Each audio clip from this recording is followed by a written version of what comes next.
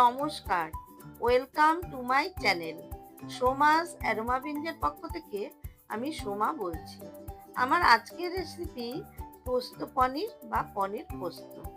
যে কোনো পুজোর দিনে খুব সহজে কম সময়ে তৈরি করে ফেলতে পারবেন এই সম্পূর্ণ নিরামিষ রেসিপিটা। এটা লুচি, রুটি, পরোটা, পোলাও, ফ্রাইড রাইসের সাথে ভীষণই ভালো লাগবে। সম্পূর্ণ রেসিপিটা দেখে একটা লাইক করে আমার চ্যানেলটা সাবস্ক্রাইব করে পাশে থাকার অনুরোধ রইল। তাহলে আসুন দেখে নেওয়া যাক আমার আজকের রেসিপিটি। রেসিপিটা বানানোর জন্য আমি এখানে 200 গ্রাম ক্রিম পনির চৌকো করে কেটে নিয়েছি। আমি ক্রিম পনির ব্যবহার করছি, আপনারা চাইলে নর্মাল পনির দিয়েও বানাতে পারেন। আর পনিরটা ইচ্ছে মতো শেপে কেটে নিতে পারেন। আমি এখানে চৌকো চৌকো করে কেটে নিয়েছি। এবারে একটা মিক্সার গ্রাইন্ডারের বাটিতে নিয়ে নিচ্ছি 4 টিস্পুন মতো পোস্ত। যেহেতু এটা পনির পোস্ত, তাই পোস্তর পরিমাণটা একটু বেশি লাগবে।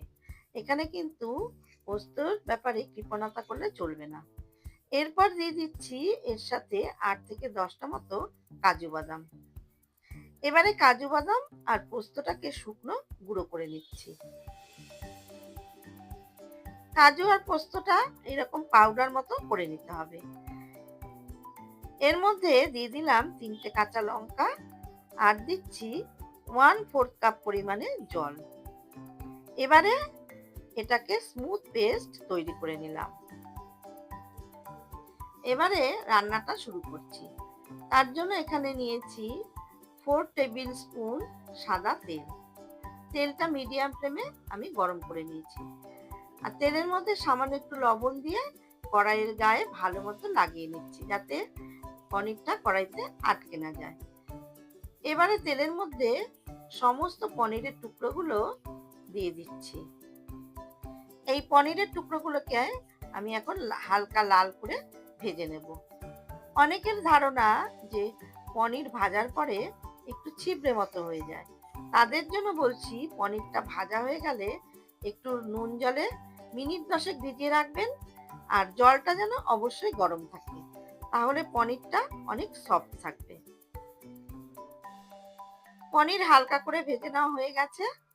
এবারে ভেজে নেওয়া পনিরের টুকরোগুলো কড়াই থেকে তুলে একটা বাটিতে রেখে দিচ্ছি। এবারে ওই তেলের মধ্যে দিয়ে দিচ্ছি একটা শুকনো লঙ্কা, 2টো ফাটিয়ে নেওয়া এলাচ, 4টে লবঙ্গ আর একটু দারচিনি। এবার ফোড়নগুলো লো ফ্লেমে একটু ভেজে নিয়ে এর মধ্যে দিয়ে দিচ্ছি কাজু পোস্তর পেস্টটা। এবারে মিডিয়াম ফ্লেমে 2 থেকে 3 মিনিট অনবরত নাড়াচাড়া করে যাব, যাতে কড়াইতে লেগে না যায়। 2-3 মিনিট কষিয়ে নিয়েছি, দেখুন তেল সেপারেট হয়ে গেছে। এবারে দিচ্ছি মিক্সির বাটি ধোয়া সামান্য গরম জল। তারপর ভালো করে মিশিয়ে নিচ্ছি। দিয়ে দিচ্ছি স্বাদ মতো লবণ আর 1 টিস্পুন চিনি। লবণ চিনি দেওয়ার পরে ভালো মতো মিশিয়ে নিয়ে এই মিশ্রণটা আমি 2 থেকে 3 মিনিট একটু ফুটতে দেব। যখন এটা ফোটা শুরু হয়ে যাবে, তখন আমি এর মধ্যে দিয়ে দেব আগে থেকে ভেজে রাখা পনিরের টুকরোগুলো। এবারে ভালো করে মিশিয়ে নিয়ে ঢাকা দিয়ে 5 মিনিট রান্নাটা হতে দেব। 5 মিনিট পর ঢাকা ওপেন করে ভালো মতো নাড়াচাড়া করে দিচ্ছি। তারপর দিয়ে দিচ্ছি 1/4 টিস্পুন গোলমরিচের গুঁড়ো, আর স্বাদটা আরো বাড়িয়ে দেওয়ার জন্য দিয়ে দিচ্ছি 1 চামচ বাটার।